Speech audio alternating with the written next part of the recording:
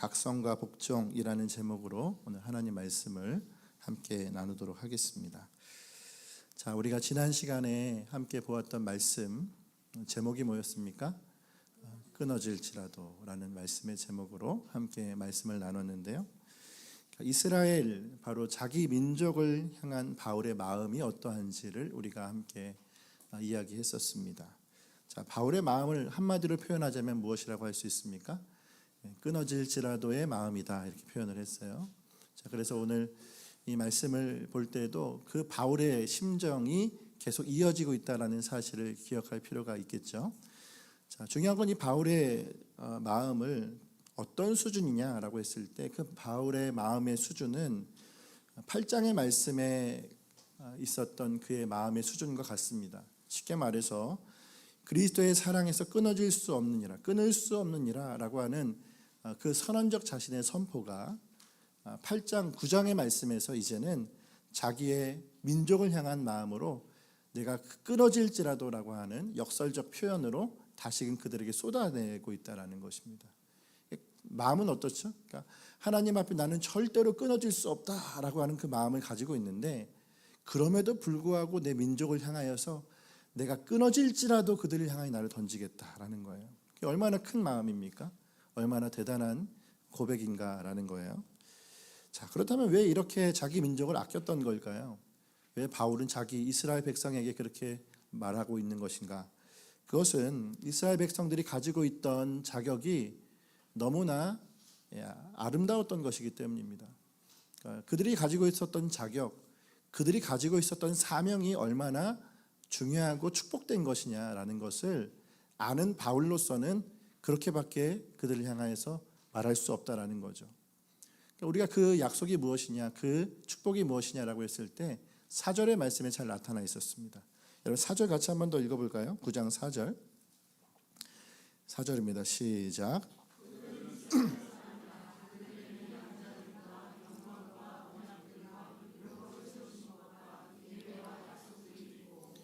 아멘. 말씀은 한 구절로 되어 있지만 여기서 나오는 하나하나의 이 용어들, 하나하나의 개념들은 참 중요한 겁니다.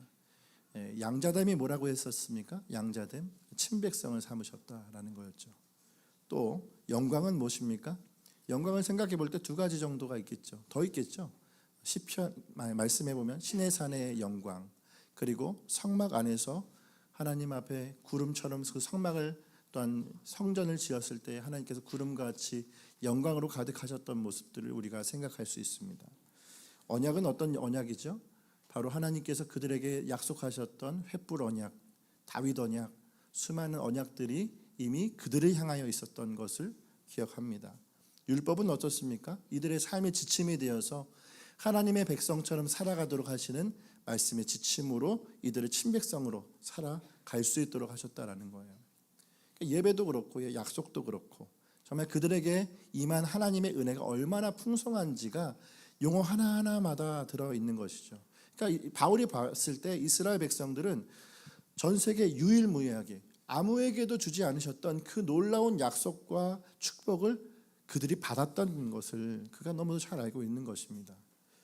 자, 이것입니다. 그리고 5절 말씀은 어떻게 얘기하죠? 5절 말씀에는 구원자를 혈통적으로 바로 이 이스라엘 백성들을 통하여 그리스도가 나게 하시는 은혜를 또한 주셨습니다. 어떤 나라의 어떤 민족의 그 구원자가 나게 하셨습니까? 그런 적이 없죠. 바로 예수 그리스도가 이스라엘 백성의 혈통적으로 나게 하셨다라는 것처럼 그 민족에게 큰 축복이 또한 어디 있냐라는 것을 바로 바울이 이야기하고 있는 거죠. 그러니 그만큼 정말 그 축복을 한껏 받은 모든 걸 송두리째 받아 있는 그들을 향하여 얼마나 바울의 마음이 답답한 걸까요?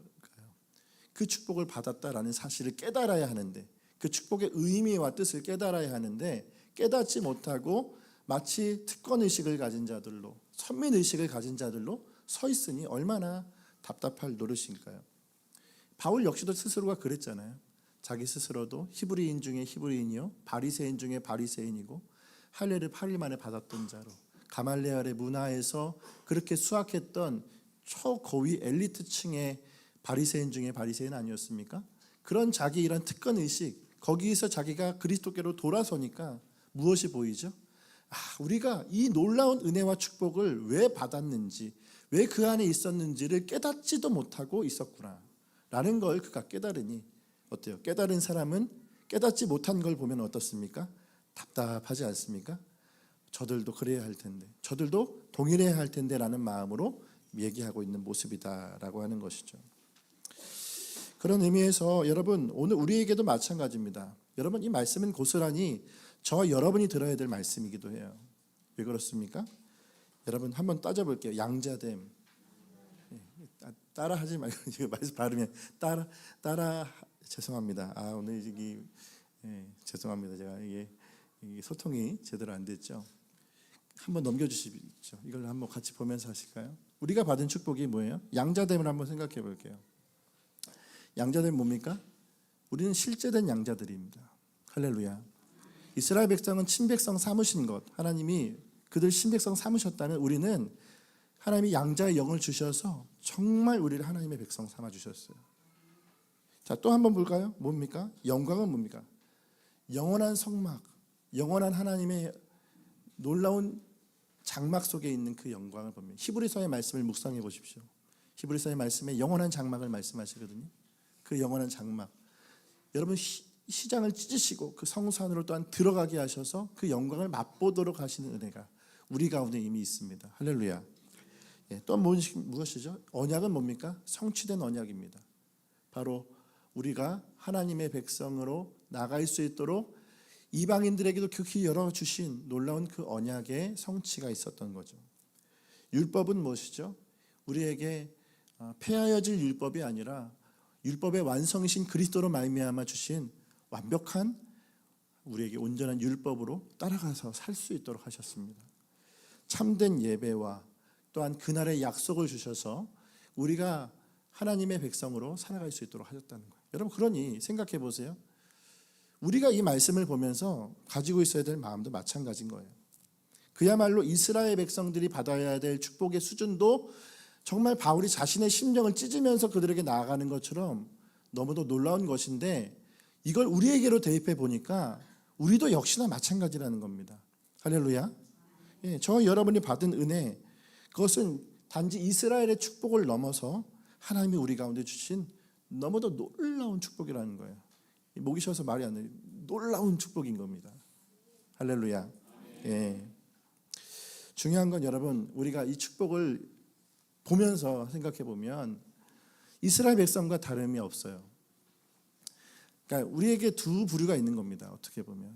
근데 중요한 건 우린 다 구원을 받은 자라고 생각을 했을 때에도 두 부류가 있어요. 깨달은 자가 있고 깨닫지 못한 자가 있는 겁니다.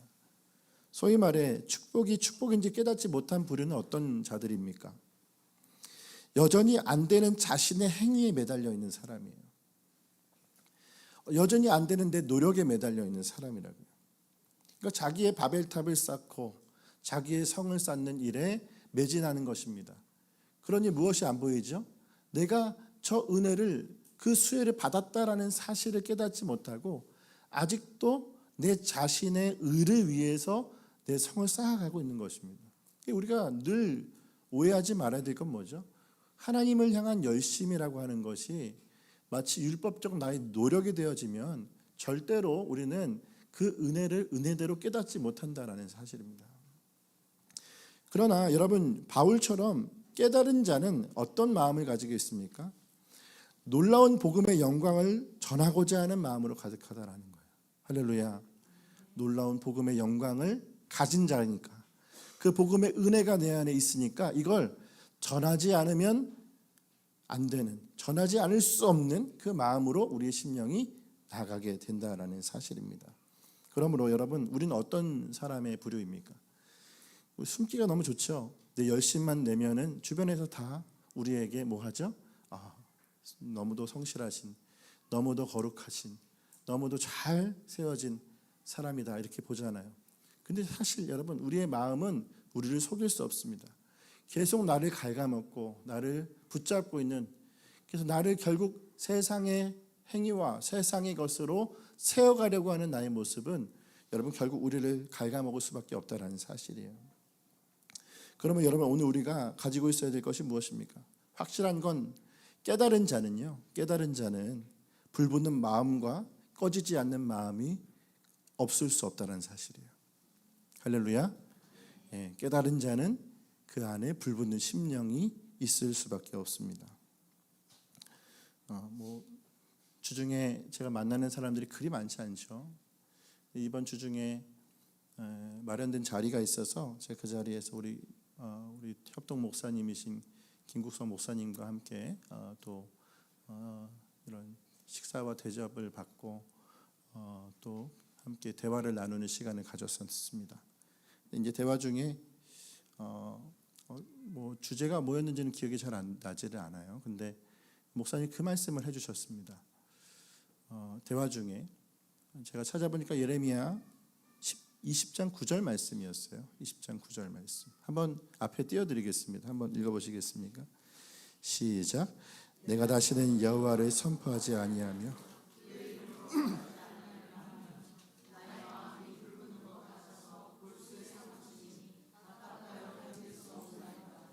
아멘.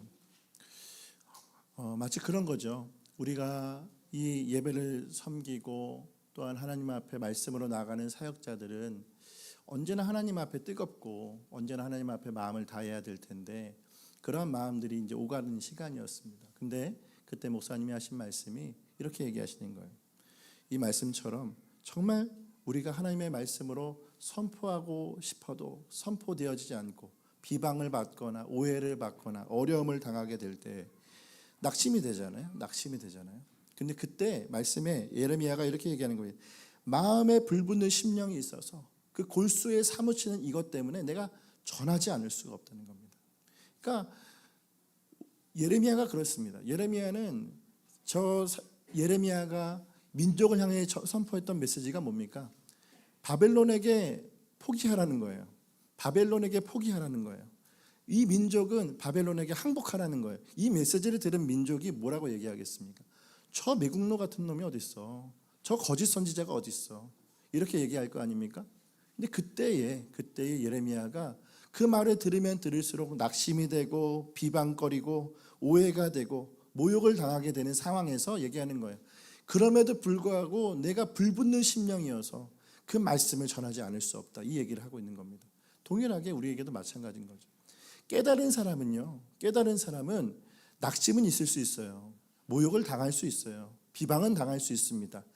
오해를 당하여도 그러나 그 심령에 주님이 주시는 골수에 사무치듯 우리에게 주시는 그 뜨거운 심령으로 외치지 않을 수가 없다라는 거예요. 할렐루야. 그겁니다. 깨달은 자와 깨닫지 않은 자의 차이는 분명하죠. 바울은 깨달은 자입니다. 깨달으니 어떻습니까? 민족이 자기를 향하여 화살을 쏘고 너를 향하여 칼로 적신으로 여러 가지 수많은 것으로 모욕하며 그를 무너뜨리려 할 때 뭐 하는 거죠? 그가 그럼에도 나의 민족에게 끊을 수 없는 사랑으로 끊어질지라도의 마음을 가지고 그들을 섬기고 있는 것이다 라는 거예요. 할렐루야. 이 마음이 오늘 깨달은 저와 여러분에게 있어야 될 줄을 믿습니다. 여러분 지난주 우리 그래서 이런 적용을 했지 않습니까? 찢어 넓힌 마음으로. 할렐루야. 찢어 넓힌 마음으로. 바울이 찢어 넓힌 마음으로 그들을 향하여 나갔던 것처럼 예레미야가 찢어 넓히는 마음으로 그들을 향하여 자신을 던져 넣는 것처럼 오늘 이 시간 저와 여러분이 우리의 가슴을 찢어 넓혀서 그 영혼을 섬기고 그들을 향해 나가야 될 줄을 믿습니다. 자, 그러면 이제 우리 다시 본문으로 좀 돌아와서 오늘 말씀의 이야기를 한번 해보도록 하겠습니다. 자, 이제 바울이 이제 말하고자 하는 것이 우리가 좀 무엇인지 한번 좀 생각해 봐야 될 텐데요. 오늘 본문은 사실 우리가 잘 아는 교리적으로는 무조건적 선택. 자, 한번 좀 따라하겠습니다. 전무제불성. 이게 무슨 뜻이야 라고 생각하시는 분은 아마 이제 없을 거라고 생각됩니다. 예, 그 5가지 중에 무조건적 선택이죠.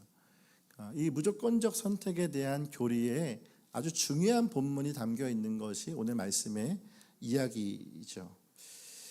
그래서 오늘 후반부에 잠깐 그 얘기를 좀 해볼 생각이기도 합니다. 근데 중요한 건 우리가 이 말씀을 볼 때 본문의 맥락상 바울이 전하려고 하는 것이 무엇인지를 좀 먼저 따져보아야 될 필요가 있습니다.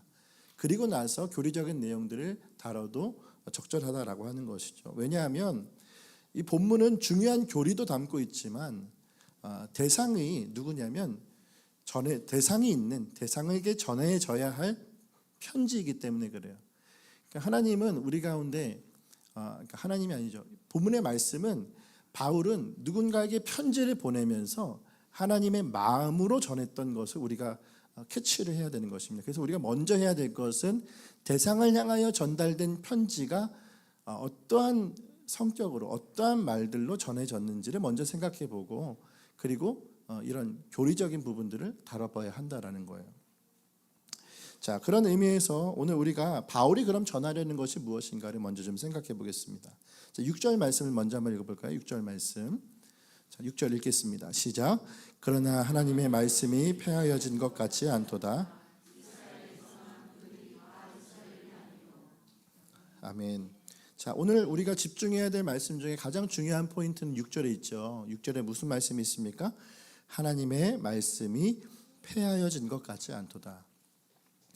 이게 사실 오늘 본문 말씀의 제목이었어요. 제목을 좀 바꿨는데 하나님의 말씀이 폐하여진 것 같지 않다. 왜 이 말씀이 중요할까요? 자, 이 말씀 안에 들어있는 뜻이 무엇입니까? 그러니까 이스라엘에게 준 축복, 좀 전에 우리가 얘기했던 이스라엘 백성이 받아야 될 축복, 그들이 답답하게도 그것을 깨닫지 못하고 있지만 그들에게 그 축복을 주신 것이 그럼 폐하여졌느냐?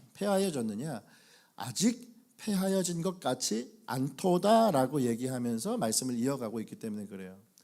아직 폐하여진 것 같지 않도다. 쉽게 말해서 이스라엘 백성들에게 주실 이 축복들이 이들을 향하여서 유효하느냐? 당연히 유효하다라고 하는 것을 이야기하려고 말씀은 이어가고 있다라는 것입니다.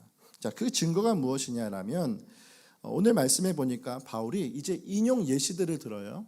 인물들을 통해서 그 인용 예시들을 통해 우리가 알 수가 있는데 6절에서는 야곱에 대한 예시, 그리고 7절과 8절은 이삭에 대한 예시, 그리고 11절부터 13절은 야곱과 에서의 이야기를 가지고 그 예시를 들고 있는 걸 볼 수가 있습니다.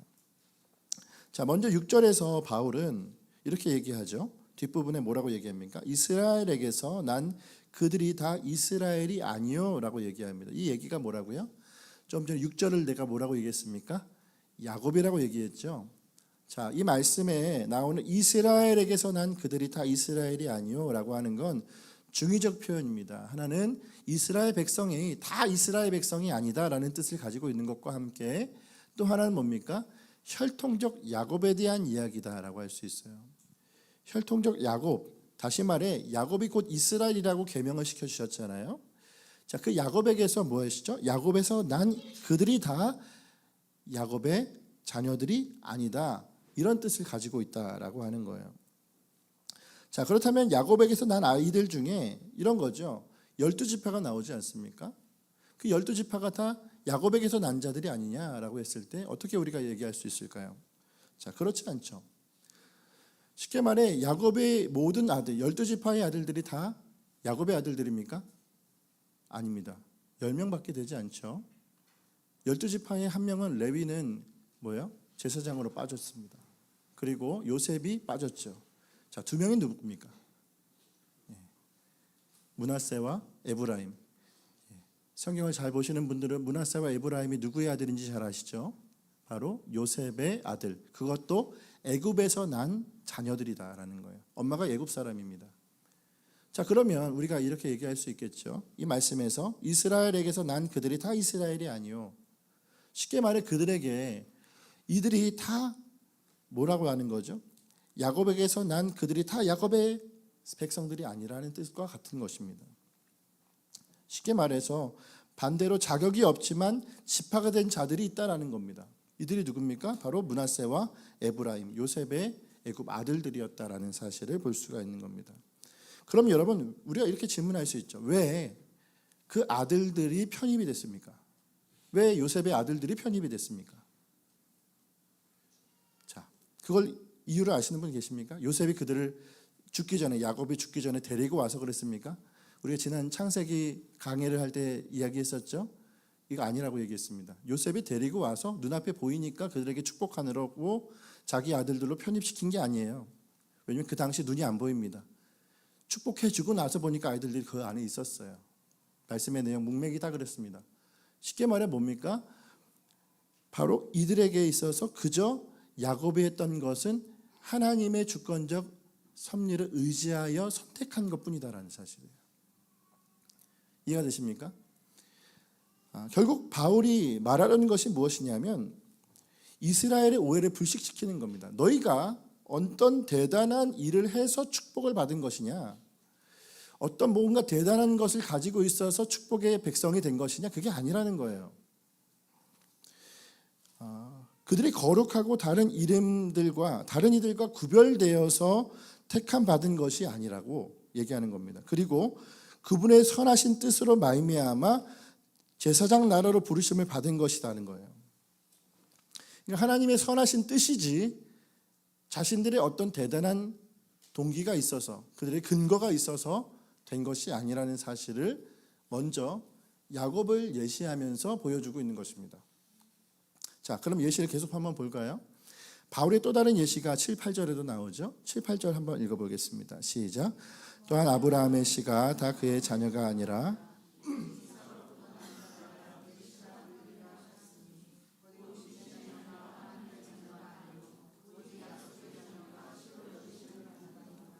아멘. 자, 아브라함을 통해서는 어떤 얘기를 하고 계십니까? 아브라함이 낳은 자녀들 모두가 하나님의 자녀였느냐라고 했을 때 아니라고 얘기하는 거예요. 자, 그렇죠. 자, 아브라함이 낳은 자녀 크게 누가 있습니까?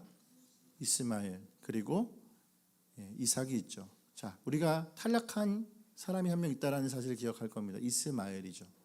그러면 어떻습니까? 그 근거가 뭐라고 말씀은 얘기하는 것이죠. 이스마엘은 하나님의 선택을 받지 못했어요. 그 근거가 말씀에 이렇게 얘기합니다. 오직 약속의 자녀가 실로 여기심을 받는다 이렇게 얘기하는 거예요. 그럼 우리가 한 번 더 얘기를 할 수 있죠. 그 약속의 자녀가 되는 자격은 무엇입니까? 자, 약속의 자녀가 되는 자격은 뭘까요? 이삭이 다른 자격이 무엇이냐 있냐는 거예요. 그게 어떤 고백을 더 잘했느냐, 그 행위가 더 좋았느냐. 뭐 말씀을 찾아보면 아시겠지만 이삭이라는 사람은 사실 약속의 그 혈통 중에서 가장 조용했던 사람 아닙니까? 오히려 야곱에게 좀 가려져서 그렇지 그 역시도 약간 뭐죠? 이런 자신의 지혜를 발휘하여서 뭔가를 하려고 했던 자 아닙니까? 여러분, 일방적인 하나님의 약속과 선택이 아니면 그가 선택될 일이 없는 거예요. 이스마엘은 선택이 되지 않고 이삭이 선택된 이 일은 그냥 일방적인 하나님의 선택이었다라는 겁니다. 야곱과 에서도 마찬가지입니다. 10절부터 13절도 한번 읽어볼게요. 10절부터 13절 시작. 그뿐 아니라 또 이르가가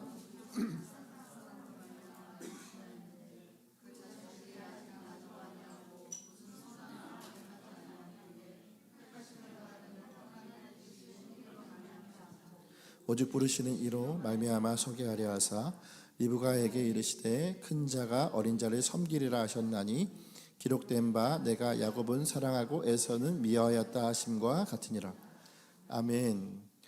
자, 야곱과 에서의 이야기는 뭐 우리가 잘 알 수 있죠. 왜냐하면 이 부분에 있어서 많은 사람들이 하나님에 대한 불쾌한 마음도 가진 경우가 있기 때문에 그렇죠. 왜 야곱은 사랑하고 에서는 미워했다는 거야? 이런 거죠. 여러분 11절 말씀이 어떻게 되어 있습니까? 나지도 아니한 때에 선이나 악을 행하지 아니한 때에 뭐 했다고요? 이들을 택하였다라고 얘기하고 있습니다. 그러니까 하나님께서 야곱과 에서를 야곱을 약속의 자녀로 두시고 에서는 약속의 이스라엘 백성에서 드리지 않으신 이유가 그저 그의 나서가 아니라 나서 무엇을 해서가 아니라 나기 전부터 그들에게 정해 주셨다라는 사실입니다. 쉽게 말해 일방적인 하나님의 뜻이라는 거죠. 그러니까 선택의 근거가 사람에게 있는 것이 아니라는 것을 말씀은 계속 이야기해주고 있는 겁니다. 자, 거기에 더해 이제 우리가 13절의 말씀에 좀 전에 말씀드렸던 것처럼 기록된 바 내가 야곱은 사랑하고 에서는 미워하였다 하심과 같으니라 이렇게 되어 있습니다. 자, 야곱은 사랑하고 에서는 미워하셨다. 우리가 이제 앞에 있는 이 여러 가지 문맥과 또한 교리적인 말씀들에 있어서 아마 굉장히 마음속에 이 부분에 있어서 불쑥 뭔가 올라오시는 분들이 있을지 모르겠어요. 왜 사람을 미워하시냐 이거죠. 하나님이 미워하신다는 게 말이 되느냐 뭐 이런 겁니다.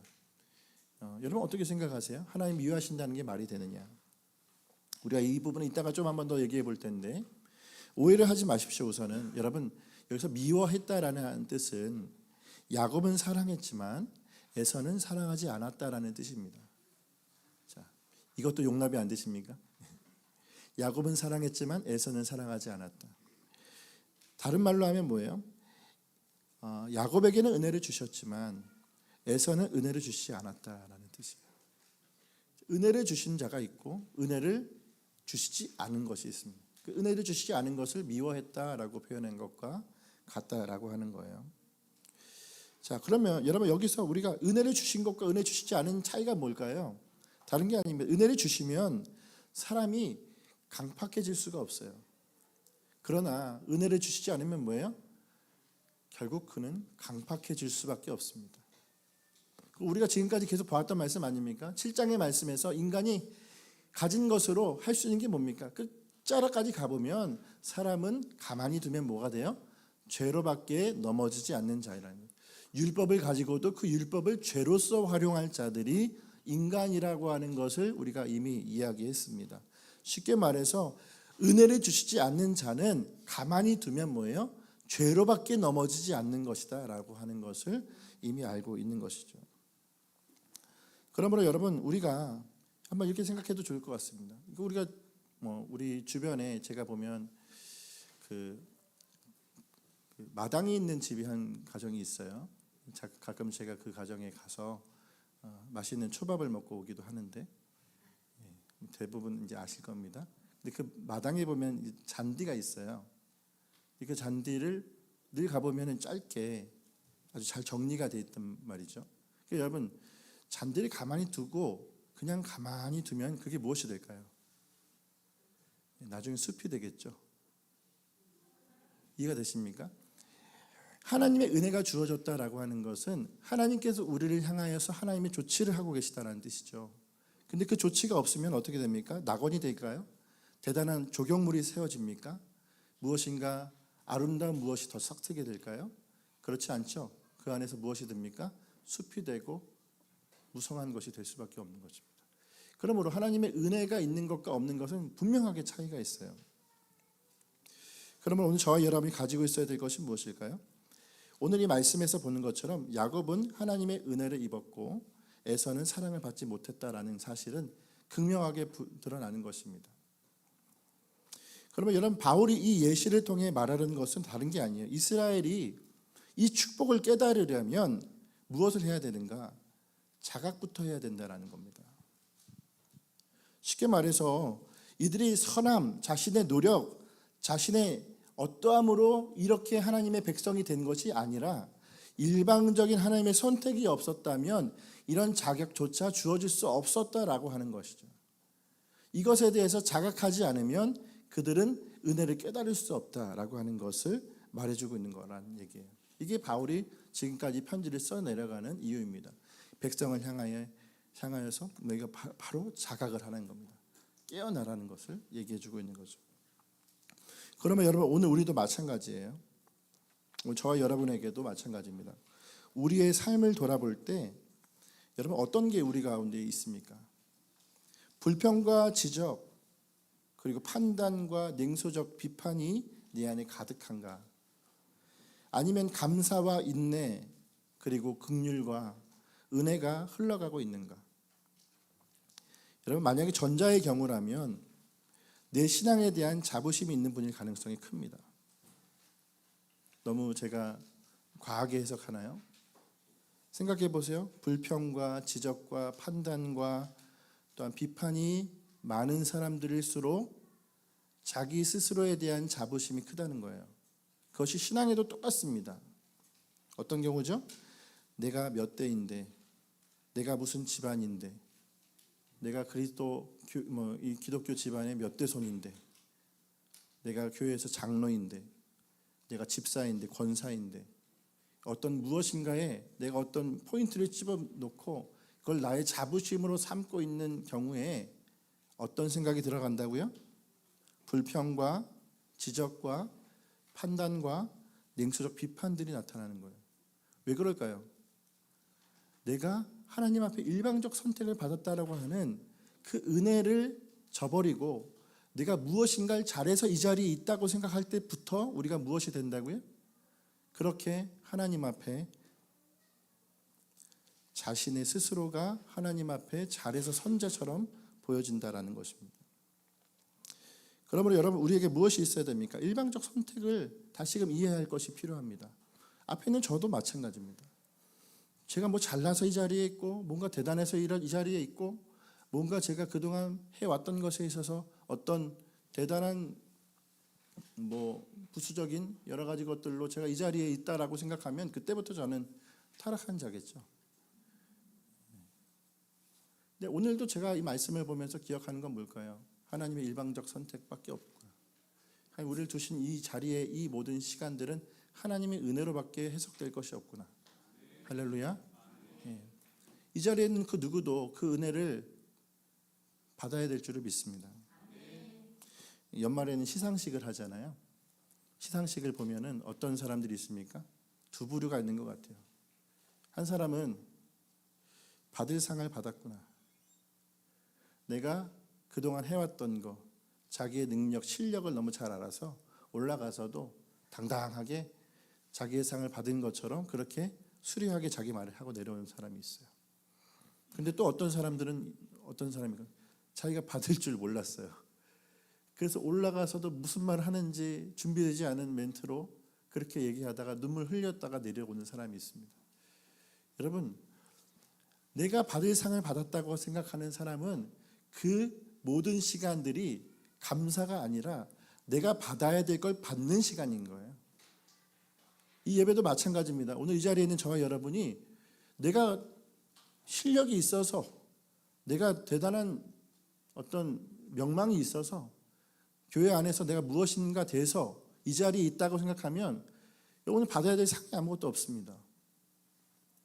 근데 여러분, 반대로 나 같은 것이 주님 앞에,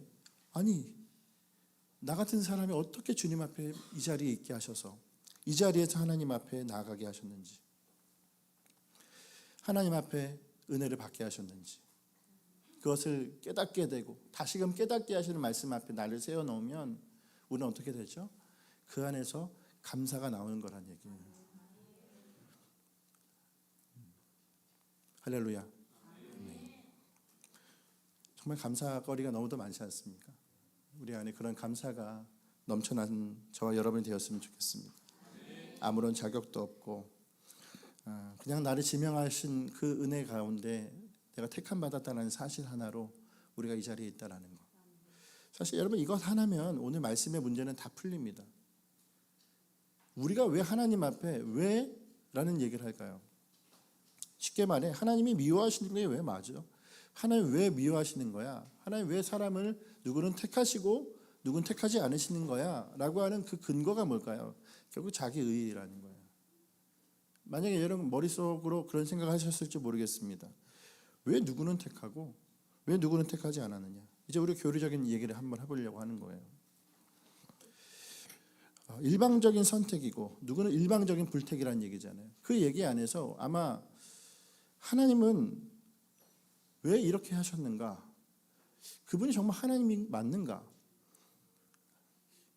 여기서 막 머릿속에서 이제 막 우리가 질문이 쌓여지는 상황이 되는 거죠. 근데 여러분, 이 질문에 대한 답을 말씀은 뭐라고 하고 있죠? 14절과 15절 말씀을 한번 읽어볼게요. 14절 15절 말씀 시작. 그런즉 우리가 무슨 말을 하리요?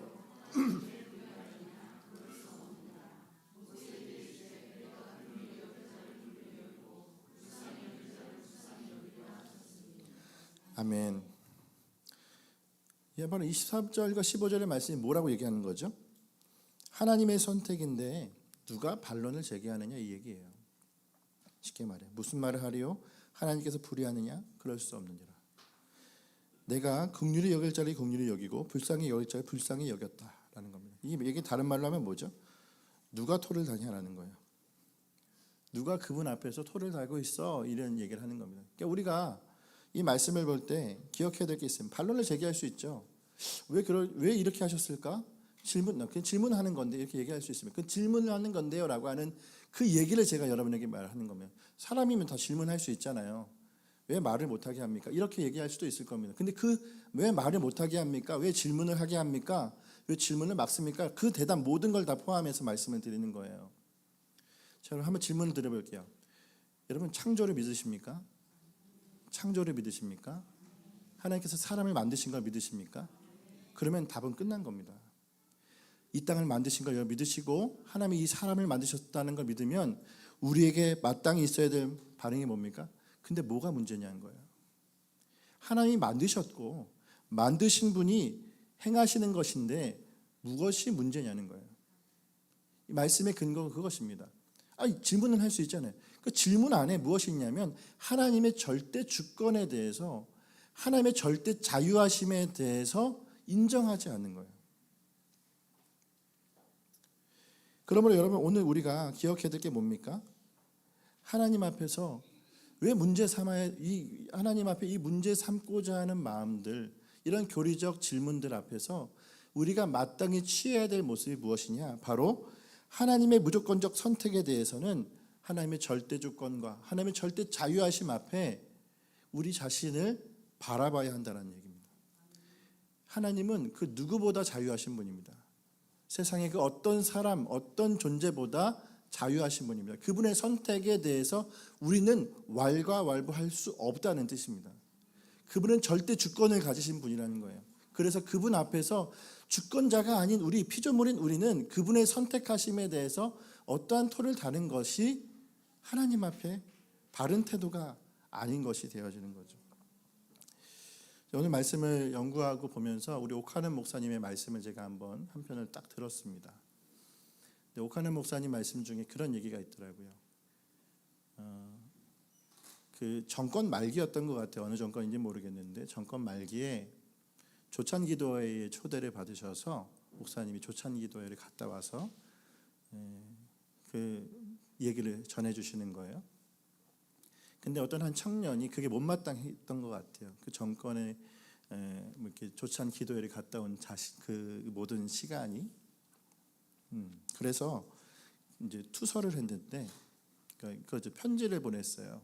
편지를 보냈는데 그 편지의 내용 중에 첫 마디가 뭐였느냐면 까마귀 노는 곳에 백로야 가지 마라, 이런 말들을 써 넣었다는 겁니다. 그러니까 까마귀는 누구죠? 정치인들이고 백로는 목사님을 얘기하는 게 까마귀 노는 곳에 백로에 가지 마라, 이렇게 얘기를 했다는 겁니다. 근데 목사님이 그렇게 얘기를 하는 거예요. 까마귀와 백로는 누가 나누는 거냐? 까마귀와 백로는 누가 나누는 거야? 저 까마귀라고 생각되는 사람 중에 백로가 있을지 누가 알아? 그 정치인이라고 이렇게 되어지면 사람들이 그 정치인으로 보여지면 뭐 정치인 중에 누가 선하게 보입니까? 근데 그 자리에 하나님의 백성이 있을지 누가 알아?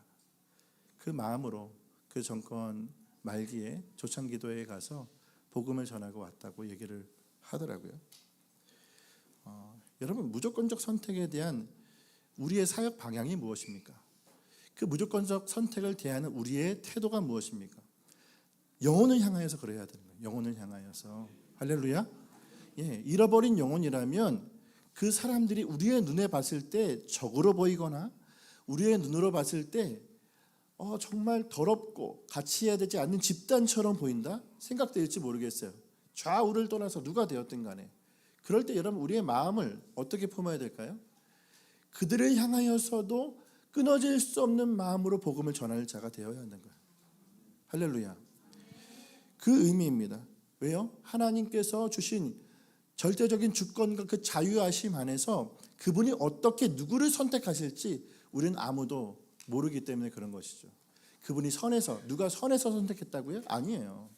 누가 잘나서 선택했다고요? 그것이 아닙니다. 노력을 많이 해서 정의로워서 선택한 것이 아닙니다. 하나님이 선택할 그 사람은 하나님께서 정하시는 거지, 우리가 그 사람을 바라보는 눈은 색안경을 껴서 볼 수 있을지 몰라도 하나님이 말씀 전하게 하시는 그 자리에 내가 가서 그들을 향하여 복음을 전하는 것은 우리에게 주신 하나님의 사명이라고 하는 것입니다.